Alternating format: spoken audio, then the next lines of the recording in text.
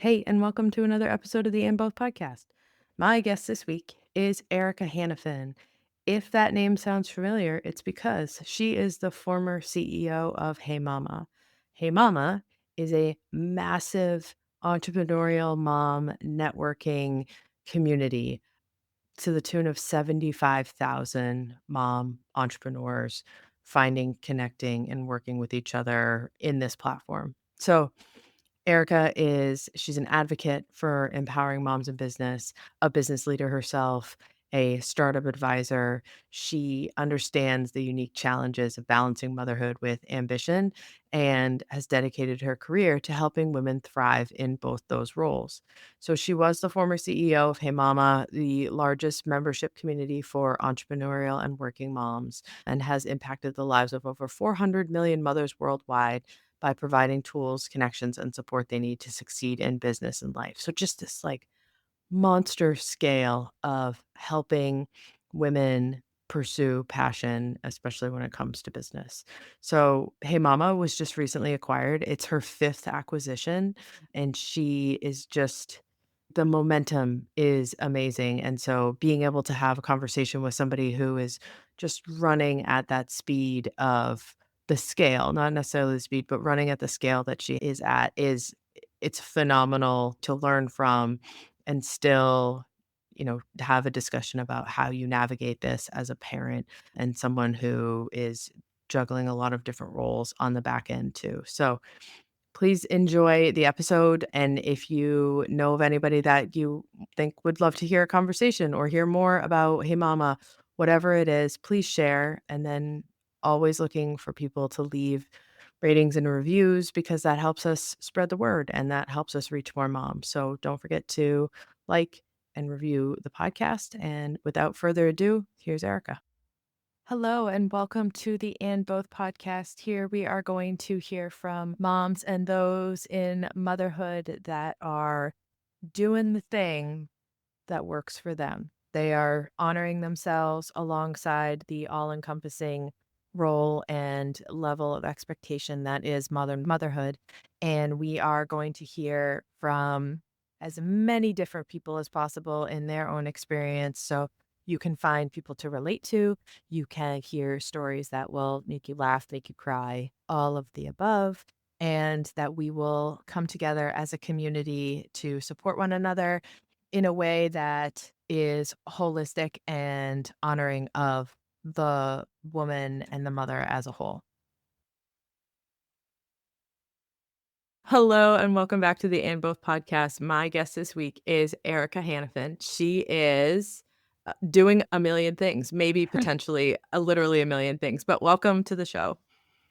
Thank you so much for having me. Actually, yes, I think all moms juggle, like the juggle is real. That's what we always say. So, yes, maybe doing a million things that I can't even keep track of. That's awesome. Well, let's start off with you letting people know about you and what you want them to know. Well, I appreciate that. I am Erika Hanafin. I am the mom to one. I have two bonus babies, and I'm currently pregnant with now what will be four boys in our household. I am the former CEO of Hey Mama, which is the largest community for entrepreneurial and working moms. And I am a huge believer in advocating for and empowering moms in business across the globe, a startup advisor, and currently believe in one of my passions, which is hearing and cultivating monumental moments. I love this. Yeah, I did a little dive before we got on the call and that you have an upcoming podcast, right? Is it when We did. So, yes, my co-founder, Amory Kibler, and I have a podcast that is called Leaning Into Being. The season's done. So we're currently revamping and working through what this next season of our podcast is going to be, but really cultivating and it really fundamental to both of our core values, which is empowering moms' success and supporting moms wherever they are in their personal or professional journey. I love that. And so like on the mom focus, because we're doing mom things here. When you because you've had a ton of acquisitions and you've had a ton of fundraising and startup advising and all of these things. What are some of the things that stand out for you that are specifically that are specific to moms when you're talking about people getting into entrepreneurship and people trying to grow businesses? Oh my gosh, I could talk about this for days with you. Honestly, actually, it's one of my favorite things. It's funny. I have a 2-decade career in startups for sure, both in New York and San Francisco, backed by some of the top VCs, angel investors. I've been through all of that from a fundraising perspective, crowdfunding, etc.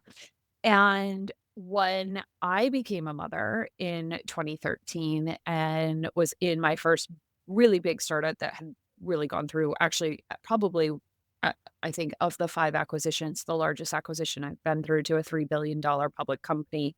I realized that my mindset from being a female leader changed so significantly when I became a mom. And what I mean by that is moms are freaking brilliant. Like, think about the innate skills that we develop when you become a mom that you probably had somewhere in you. You just didn't, they weren't at the forefront. What I mean by that is, your time management has to get significantly better. Your innate ability to create something, to do something when something's not working, right? Like, oh, the handle keeps sliding down on my stroller and it won't hold my Starbucks coffee cup or whatever it is. So I'm going to create this accessory behind it, right? I think moms are incredible leaders. They are full of ideas. And not only are they just full of ideas, but they actually follow through or will like, oh, try this. Like, how many times have you been to the park and somebody's like, you're like, "Wow, what is that thing that you're using? I need that." Or, you made something work because something wasn't in your life. And that was kind of the impetus to me really recognizing that moms really are incredible thought leaders. They're incredible entrepreneurs, the term mompreneur, whatever you want to call it, solopreneur, whatever. They're just, there's this ability to have ideas and businesses that if they just had access, they would be able to far surpass, and contribute to a significantly bigger part of GDP, access to, time, access to funding, access to marketing or whatever it might be. And so that's kind of been my journey around really empowering women and moms in particular to really lean into that innate entrepreneur that we all have inside of us. And part of that is also confidence. Mhm, I think that what we've been finding obviously within our community is that women in general lack confidence. When you become a mom, your confidence, whether it's hormones or what, your confidence seems to kind of diminish a little bit. And when you're surrounded by like minded women and entrepreneurs and moms that are with you, your outcomes significantly improve. yeah, agree, across the board. I think that the interesting thing about always is about drawing a connection between motherhood and entrepreneurship is that Mhm. motherhood is the ultimate, like, you have no idea what you're doing before you get into it. Mhm. I don't care who you are, and, this You is don't. the soapbox I will drag out, the hill I will die on. You have no idea. We all think that we know what we're doing, right? You buy the books, you read the books, you read the things, you do the podcast, you buy the stroller, you do all the research, but it's that 2 a.m. You've done everything. You've gone through the Rolodex of all the things that are supposed to help, and there is still screaming that makes you wanna, like, peel the skin off your face. It's like, at that moment, you're like, "Okay, well, I guess it's me.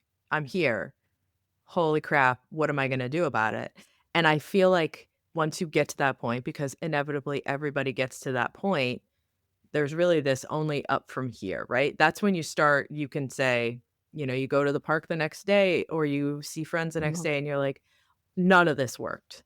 And then you get to the next layer of things. But it's all vetted on people that have done the things before you. So the fact that there are now organizations and there are now support systems and there are now, communities that you can join as a mom going into entrepreneurship means that you're not going to be stuck in that 2 a.m. Like, I don't know what I'm doing. who thought this was a great idea to like for me to have a baby? Like, holy, oh my God, all of it is overwhelming. You're now getting to that like turn the page next day. How do I find those resources to get out there? I mean, 100%, but I always say entrepreneurial moms don't need permission to lead. They need confidence, strategies, insights, again, access to create something. And then they need the knowledge or the tools, the mindset shifts to embrace it without feeling guilty and continue to innovate. Because you were right. I can tell you're using what you're saying is also some of the top buzzwords, if you will, of startups, right? You're if it doesn't work, you're gonna fail fast and you're gonna pivot and you're gonna try something else because you have to, right? I think it's just really incredible, and I'm incredibly blessed to have been leading a community of really powerful moms who have found purpose through entrepreneurship journeys, whether it, you know, recognizing that their child's learning needs to foster more social emotional learning in the classroom. So they created a business focused really on seller books, right? I also believe like greater growth and co-working spaces. Hey Mama was just acquired by Luminaries, so we can celebrate the wins of women in particular, but then, creating a space, a safe space for moms. So, and then another one, which is a new kind of women-led, she's not yet a mom, has created an innovative shoe company because she recognized that, speaking directly to moms,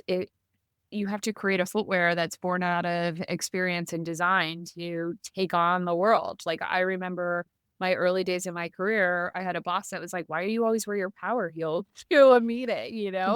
And I'm like, "You're damn right I'm gonna wear my power heels to a meeting. It improves my confidence. I feel better. I can don't negotiate with me during when I'm wearing my power heels, right?" So it's just these little innate journeys, entrepreneurial journeys that have been really not just creating businesses to create a business. What I find is that they're meaningful, they're purposeful businesses, Mm. they're really intentional around creating a vision for whatever that testament to their purpose might be. Yeah, and I think that is something that also has to be highlighted and lots of stars drawn around is that the number of female entrepreneurs, specifically mom entrepreneurs that I meet that are building businesses around a problem that they encountered or encountered like Mm, in their own family or for themselves and mhm, then decided that since they figured out a solution or they are working on building a solution, it doesn't happen in a vacuum, right? Like they're not like, "Oh, I'm gonna solve my problem and then I'm gonna carry on." They're like, I am not alone in this," right? That's the community piece. I am not alone in this. I know that there are other moms who are out there struggling with, I don't know, name it, right? Anything to do with postpartum, anything to do with mhm, trying to figure out how to do all of the things in the day and all of these pieces, like these sort of global issues. And I like that when you're talking about, things related to classroom, social emotional learning, all that stuff, because I've met a lot of founders recently that are working on these pieces. They're working on, IEP and how to simplify that process and how to make sure that you're staying on top of this, that, and the other thing that is related to school because there are so many intersections of services and administration and expectation and deadline and funding and all of that. And mhm. I think that it's really inspiring that over and over again, so many of these businesses are related to health and wellness of the person, even if it's not a health and wellness company, right? Like Sure. you can build a tech platform, but it's not a health and wellness tech piece. But what you're really getting at is trying to make it a little bit better for the person behind you. Completely. It's that creating sustainable growth and, Mhm. longevity or a legacy for not just today, but our future generations, our kids, right? Most importantly. Well, and that's what happens, right? Once you get into I have used the analogy before where like you before you have kids, you're the last link in the chain. And then once you have kids, there's another link that gets added to the chain, right? So you are not the link that flaps on the end. You are the one that flaps the link at the Mhm. end. You're part of it. So how you interact with the world and how you conduct yourself and how all of that happens impacts what's behind you. And I think that Yes. moms, we don't have to explain that to another person because you know that based on your own health and wellness, based on what you have going on around you, and all of the aspects of your days, that impacts your children. Whether it's directly or indirectly, it still has an impact on them. Yes. 1000%.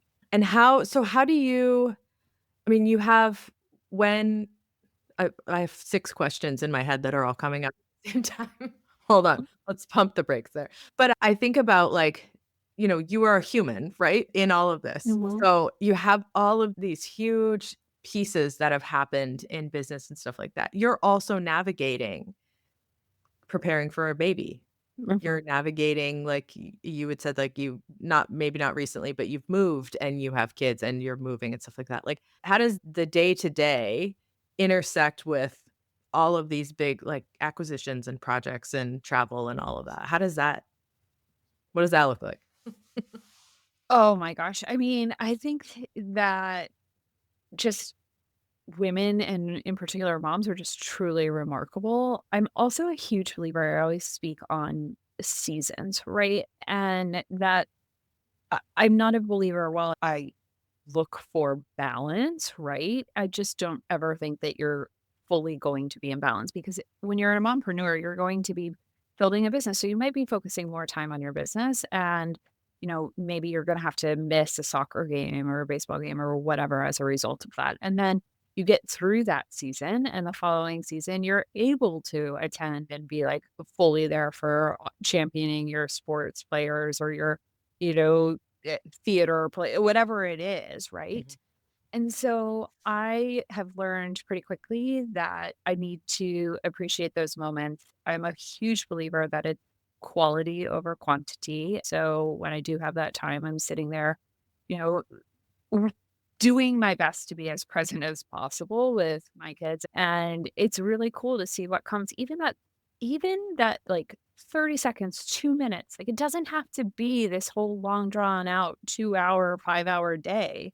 It's just those really, you sometimes when you're paying attention to it, those moments are incredible. Like the conversations that I've had with my son, like in a short amount of time, a short window, seem to be the ones that I love the most, right? Like, recognizing, "Mommy, oh my gosh, how was your trip?" Or lately he's on this kick, "Oh, be safe, mommy," be like he's, parenting me in these elements, right? It's just the ability to recognize talking about mindset shifts and mindfulness and all of those components that help through those moments. But you're right. Like, yes, there's just going to be times, and I often hear, I don't like talking about mom guilt, right? But I don't believe that ambition, you can be ambitious without feeling guilty. You can be innovative without hesitating, and you can build success on your own terms. And so, what I mean by that is appreciate those moments. That's kind of why I coined mommy mental moments. Like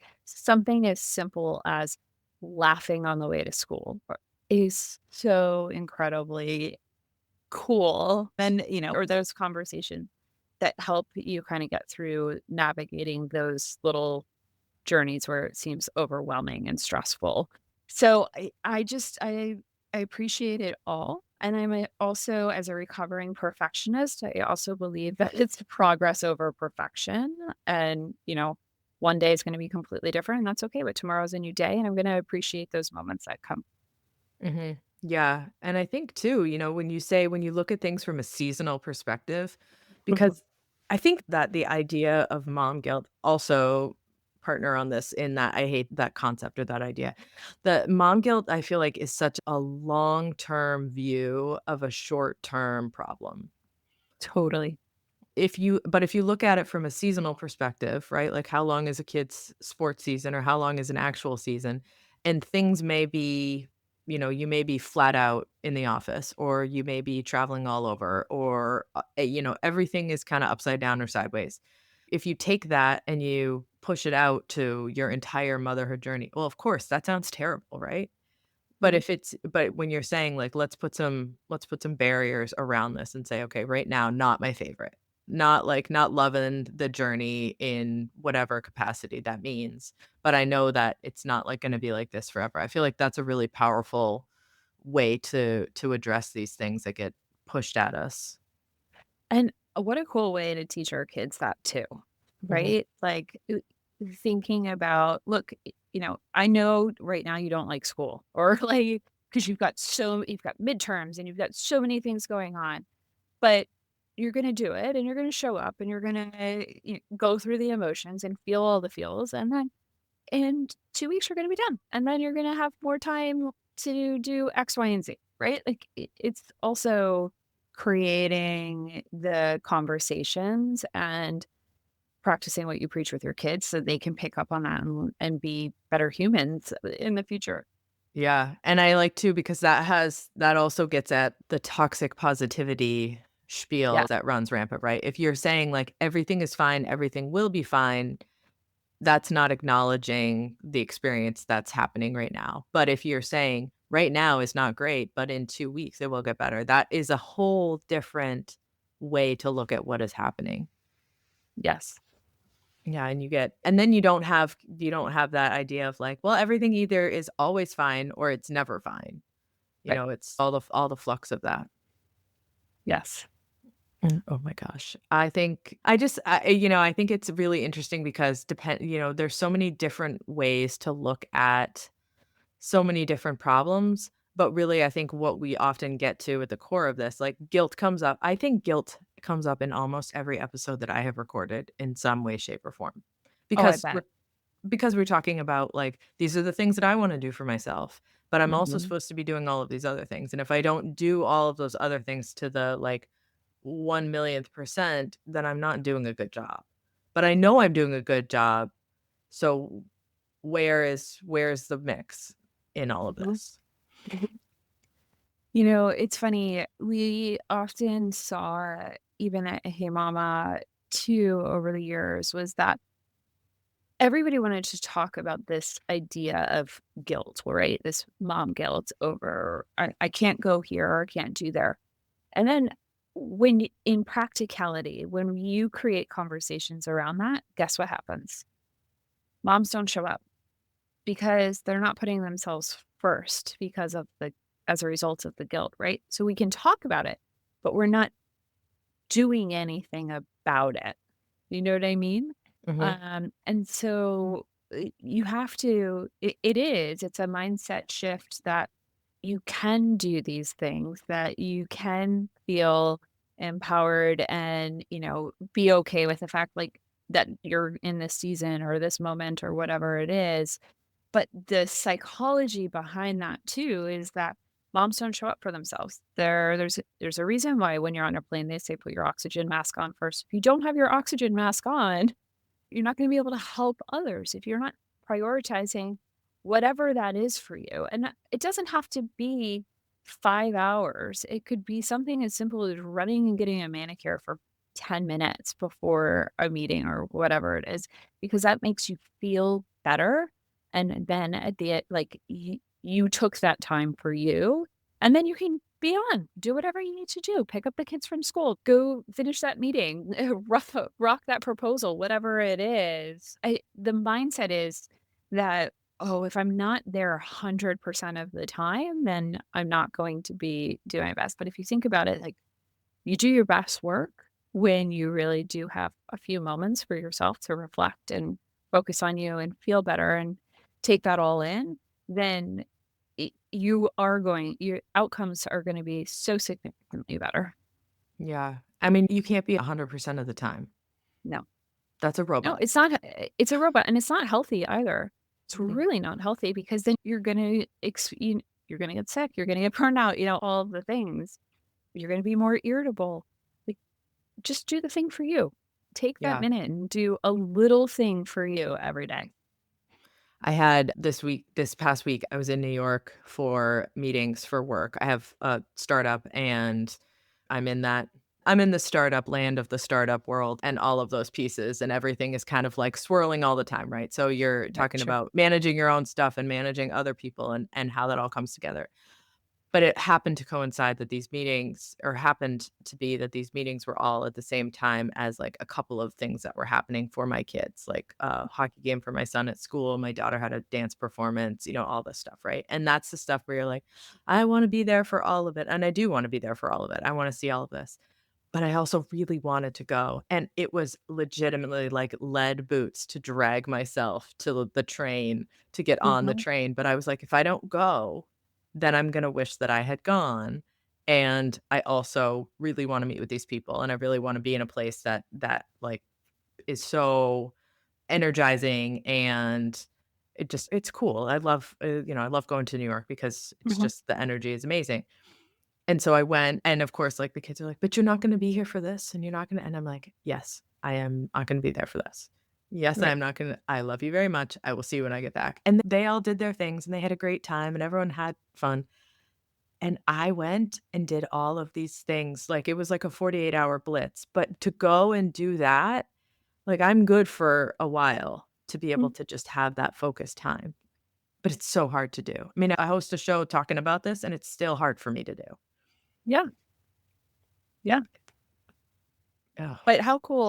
I love hearing that your kids, like, recognize, and I think that's the way that it is, like, there's that fear, "Oh, you're gonna leave, you're gonna do this," but you're always gonna be there back to support, and then because you took that time, you're gonna be even more present, or you're gonna recognize, like, "Look, you're gonna be more aware Mhm. of all the things, and I think it's really cool for our kids to see that their moms are working. Yeah, yeah, and doing even if you're doing stuff for yourself too. I Yeah, think, if you're like, you wanna get a manicure before you have a thing, whatever that is, then go for it. If it means yep, I'm gonna sit and read a book, if whatever that is, but I think that yep, talking about what you do to take care of yourself is very different than showing people what you do to take care of yourself. yes, yes. And kids know, they're always watching, Oh, they're you know? always watching. I They're haven't always gone to the bathroom by myself in 10 years. If it's not the watching. kids, it's the dog. Somebody, someone. It's so true. It really is true. I saw, or I was reading somewhere that, you know, no matter where you are, it's always, "Mom," like, even you're in the bathroom, it's like, "Mom, where's the ketchup?" You're like, "2nd shelf on the left," Mhm. You just you're always going to be needed. So stop with the guilt. They're Mhm. always going to need you, even for the little things. Right, right, they're never gonna run out of questions. No, And no. if you miss a few, right, it's like drinking from a fire hose. If you miss a few questions, it's gonna be fine. It's gonna be Yes. totally fine. Or they'll just, one of my kids just walks in circles, and then he's convinced that I have left, like, I have left the state, he's like, "You have disappeared," and I was like, "No, I was actually in the basement, and I knew you were there, I wanted to see what would Yeah. happen." Oh my Oh my gosh, it's gosh. so funny. It's such a great experiment. I love it. Mhm. The social experiment. The social experiment of kids. They're funny creatures, I just, it's really interesting. Yeah. Oh my gosh. So how old are your kids? So my oldest is 11, and then I have a 10 and 7-year-old stepsons, and then baby on the way. So due in May. So they're relatively close, just far enough, but really different, incredible humans. They just crack me up. I love that. Are you like, having, gone through, you've had a baby before and all of those pieces and Yes. now Yes. blending family, things like that, like, do you have any thoughts about, like, what this is gonna look like this time around? I know it's the worst question because it's like, who actually knows? But based on experience. Mhm. You know, I kinda get what you're saying. When I was pregnant with my first, I had a miscarriage before him, and then it was, like, all about him, right? Your first, "Okay, we've made it through this milestone, and I'm gonna keep talking. We're gonna do all these things." And in between, I had 6 miscarriages, and that was with my old partner, and, this time, it's like, "Oh, fine," like, I remember saying, "We're gonna have a hard time. We'll try. We had this plan. Like, okay, if we try, but don't get your hopes up because, I'm not sure I'm gonna be able to do this." And first time, then it's like, "Okay, well, here we go." But it's different in that the boys, I think this is really our family's been united since we've gone through the motions, and we've been incredibly blessed that our boys have bonded so closely. But this is like another bond. Like when we told them, you would have thought that they won the World Series. They were jumping up and down, screaming, so excited. We're officially brothers. Like he's going to have our blood. And that is really cool. So, regardless of, I don't have any, I mean, in all fairness, I haven't done a thing for this. We have nothing for this little dude that's in my belly. Nothing. I haven't even like put a room together, but I feel really blessed because Yeah. he's just going to come out with these 3 older bros that are like beyond thrilled to help and support and are so excited. So it's really interesting to see the unitedness of our family as a result of this. Yeah, you're gonna have a really amazing clubhouse Yes, situation happening. for sure. Yes. Yeah.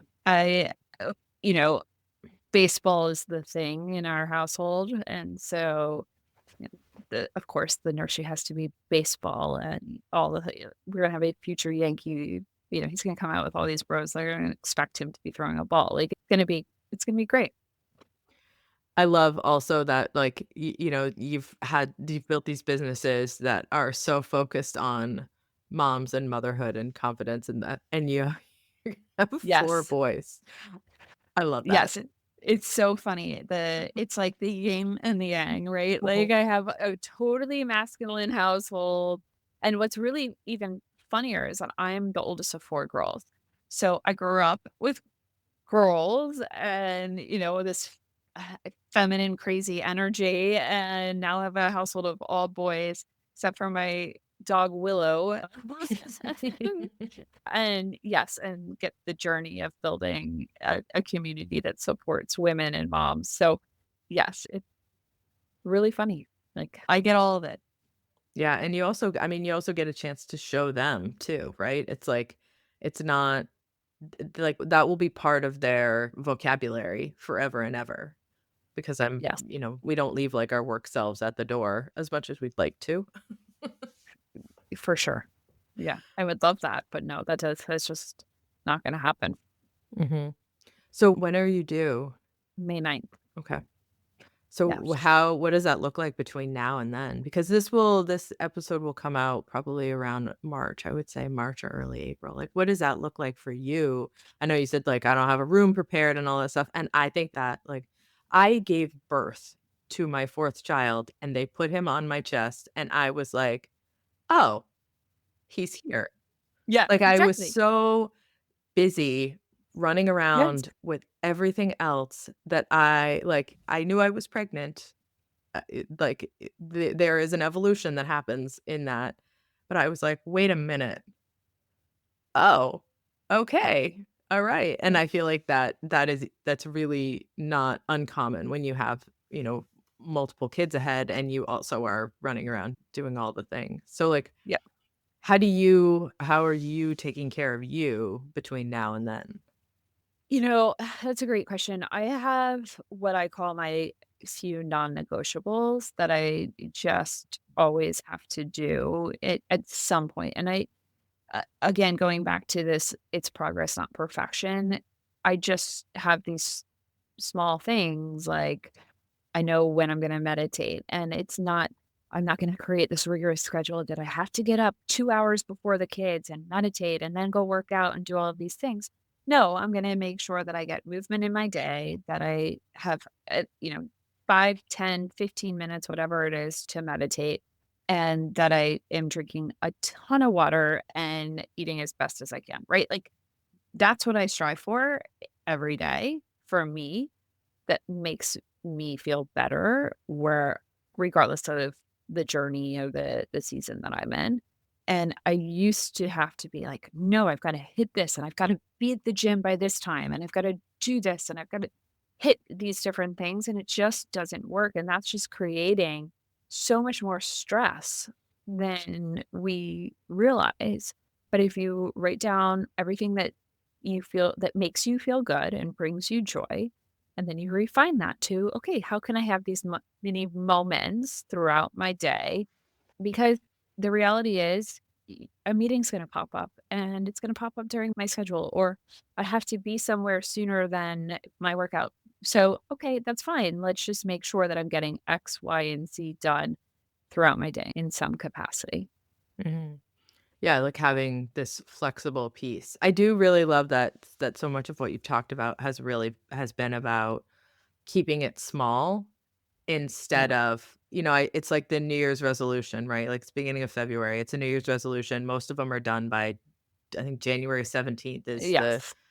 people are like, That was a cute idea. I loved what I said when I had like 3 glasses of champagne," but it's not Which, reality. So right. It's true. Mhm. But, like, keeping it small, I love that focus on keeping it small and really give like, a lot of forgiveness, and I don't mean that, like, in a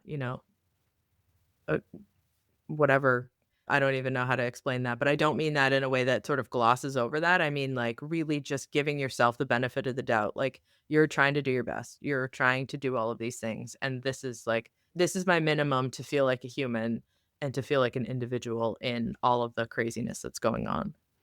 Completely. I am a huge believer in, you know, hacking, right? Like in creating mom hacks, if you will. I just wrote an article recently on, getting 5 hours back a week as a result of making tiny changes, right? Like you don't have to do everything. You can outsource certain things. Like create a prioritize first and foremost. And that's not even as a parent. Like these are tools that you can use in your personal life and in your professional life to be able to. I mean, we all want 5 hours back a week, Mm, but you're not foregoing something. You're making something more efficient, and as moms, we have to live in a world of efficiencies, right? If it's a tool that can help me create my scheduling in a better way and I'm integrating AI, that's going to give me back, 2 hours a week or whatever it is. Or maybe it's like I spend that time on Sunday and it's condensed because I don't have to create all these crazy lists and all of these things. So I'm a huge practice like, I practice this on my daily. I'm a huge believer that we should be doing more, looking at ways that we can improve our own mental well-being by integrating other opportunities that will create better efficiencies for us, both personally and professionally. mhm. Yeah, and I think there's a lot of crossover between the work that has been done to support professional productivity and Mhm. personal productivity, and I'm really Mhm. excited about how that's changing and how that conversation is moving in the direction of, not all things are have to be siloed and separate, that you can have integration between the 2 in order for things to work better. And, w productivity is power, right? Mhm, For moms who want to grow their business without burnout, you need to have a better strategy to reclaim these hours and master productivity and balance your business growth with your family time.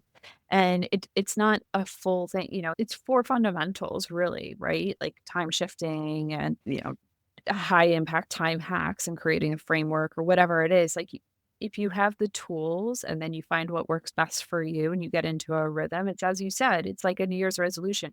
You've got to find what works best for you and your family because it's not gonna work the same for everybody, but practice it and do it for 30 days. And if it's making improvements in your mental health, your emotional well-being, and your household, then it's proving to be working and you should be implementing that over time.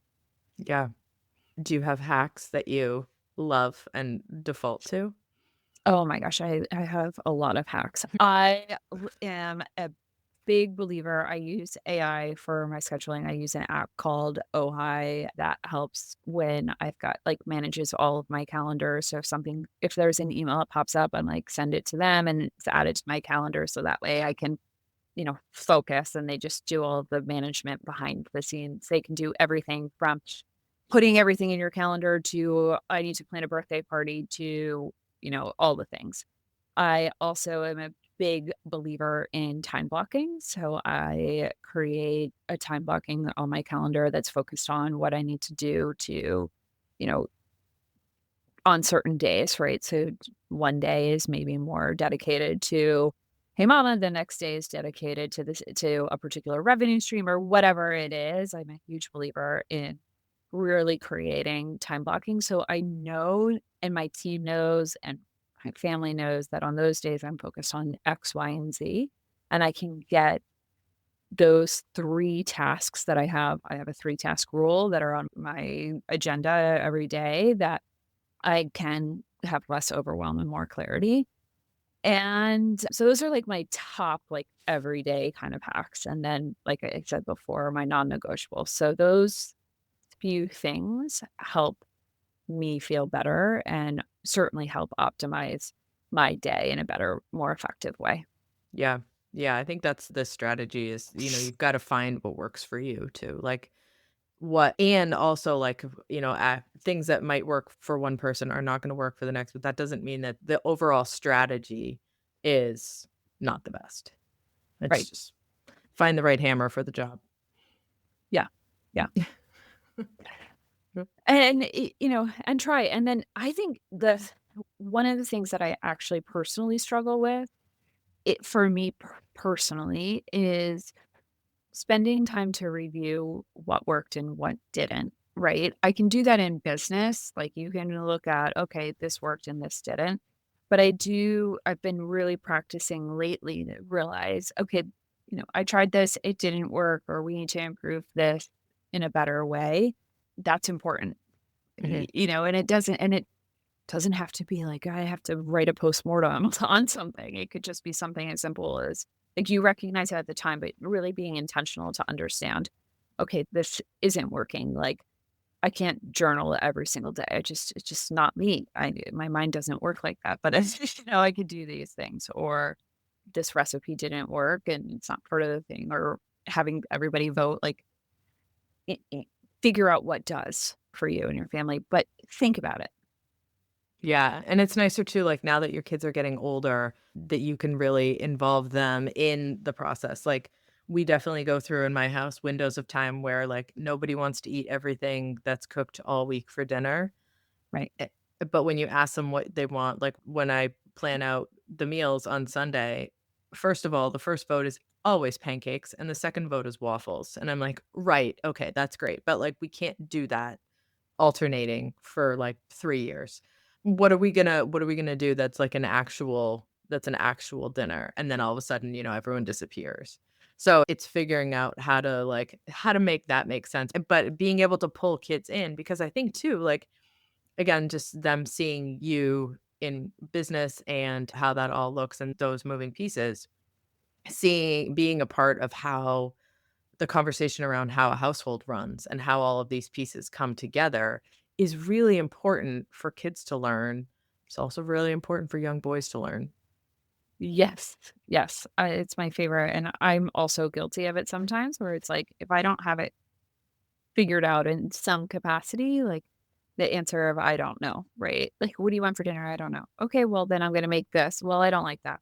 Then you've gotta engage, like, Mhm. otherwise you're gonna eat what we do, and for us, we realized, like, no, we're not gonna go out for dinner, so we're gonna have one dedicated night a week that we all go out as a family because our schedules with, co-parenting, we don't have the kids all 100% of the time, right? So we have 2 different custody situations that we're navigating at the same time. But if we can get everybody together one night and do something fun and they get to vote on that, then the rest of the week kind of feels like, okay, we're either working towards that. No, we're not gonna go out.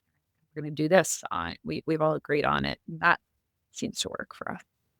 Yeah, and that's nice too, because then you have, like, if it's like pizza on Fridays, it doesn't have to be like, whatever it is, Right. again, just like you've been saying, like, whatever it is, it has to fit you and it has to fit what you're looking to get out of something, and that you can't blanket a solution on everything. Yeah. Two of my And kids are. sometimes you just have to adapt.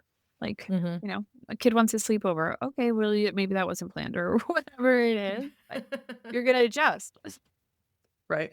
It is. It's moving targets. It's all what's the one it was in, I don't know if it's Ninja Warrior or whatever, but one of those ones where they have to like run across and some of the things float and some of them are stands.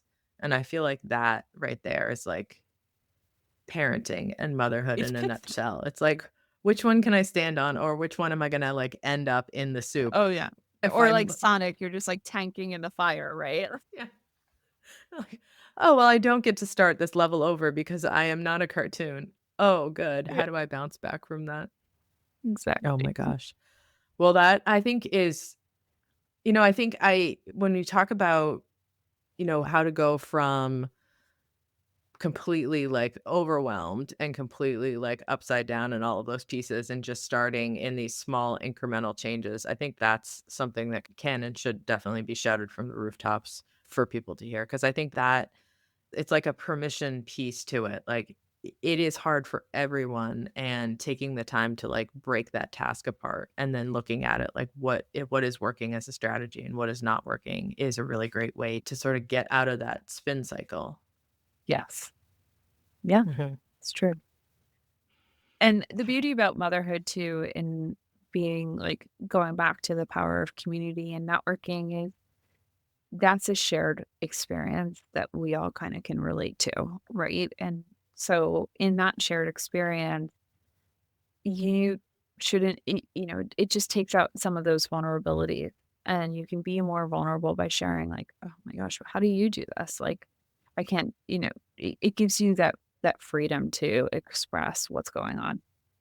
Yeah, you don't spend the first 5 minutes, setting the Mm. scene, right? Right. It's like, "This is hard. Yes, I understand this is hard." And you're like, "Oh, wait a minute. I Right. don't have to go through my, like, dancing frog intro of all of the things that are hard because you're also in the same space.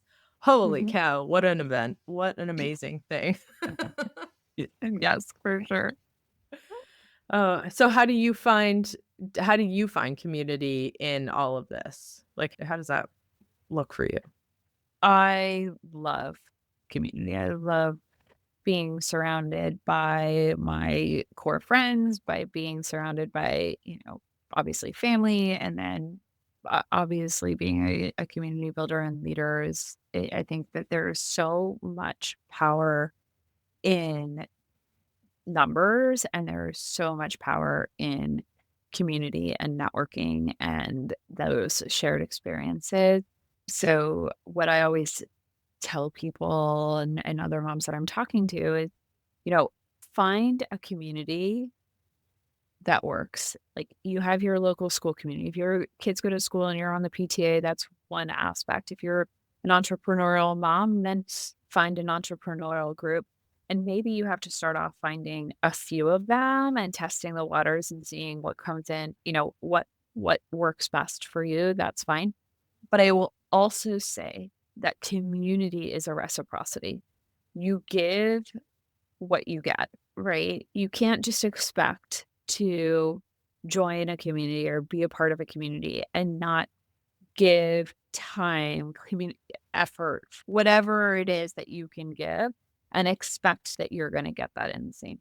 And I think that's really important, especially for those because you have to understand that it's a reciprocity in that experience. But I am a firm believer in finding communities that work and it doesn't have, again, could be 2, 3, could be 5, but depending on your time, I'd say start small, but find a community that works because it's really, really important to be with like-minded people. Yeah, and to be seen, and Yeah. all of that. You wanna be seen, especially if you're in a situation where you're a solopreneur or you're home with kids all the time. Whatever it is, if you are in a situation where finding community is hard on the day-to-day going about of your life, then that's why I think that these online spaces are really can be really life-giving for people that wouldn't otherwise be able to access that. Yes, 1,000%. I mean, there's the beauty in certainly the shared experiences that you can empathize with or resonate with between, across coasts or whatever it might be globally. But then I think it's important. Yes, there's also really powerful connection in being around physically and, Mhm. being able to experience the power of coming together on those shared experiences and networking and talking like, "Hey, what's going on in your business? What's working or what's going on in your life? What's a challenge you experienced this week?" Whatever it might be. But you do have to recognize that doing that is also gonna take time, right? And so is that does that bring you joy by getting around the women or people, whatever that community is, moms, does that bring you joy? And if it does, then do it. If it doesn't, then find a different something else that works. Yeah. So what's your hope for the future, plan for the future, dreams, wishes, all of that when it comes to as things move forward in the community building space? Like how do you think that is gonna do you think that's gonna change as, new things come online? Do you think that's gonna change as business changes, as our definition of community, whatever it is? I think that we're at a really interesting intersection of communities overall. I do believe that, again, seasonally, right, we created communities that were smaller in person, intimate, then went more digital as a result of the pandemic. And I think that there's a craving, particularly for women and moms, to be together. And so we're seeing, I think that's a trend. I don't think community is ever going to go away. I think that you're going to find some stronger communities that are going to be there. It's a catch 22. You can't be one thing to everybody, but there's going to be those that are listening to the community. And at the end of the day, when you join a community, like it's as you said, and also for moms, you want to be seen and heard. And so those communities that are listening and iterating on that feedback are the ones that are going to be the most successful. For sure. Well, let people know where they can learn more, where they can find you, whatever you want for them to connect. Well, I hope that whoever's listening does connect. I'd love to hear from other women, moms, wherever you are. You can find me on my social, which is just at Erika Hanafin on Instagram.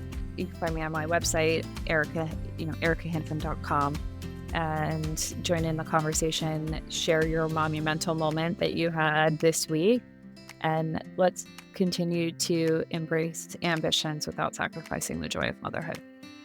I love that. That is just such a wonderful message. I love that. Thank you so much for coming on.